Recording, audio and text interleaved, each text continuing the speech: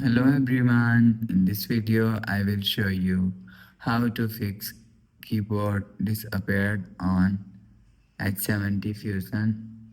Let's start the video. First of all, go to app library. Here click on, if you want to fix this problem, restart device, just click and hold side button and volume up button at the time, you will see, and click on reset.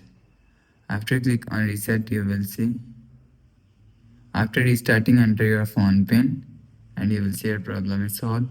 But if it not solved, go to app library, scroll down and click on settings app. Now in setting, scroll down and click on apps. After click on apps, click on see all apps and select keypad app here. After click on keyboard and click on storage and cache and click on cache. After click on cache, you will see.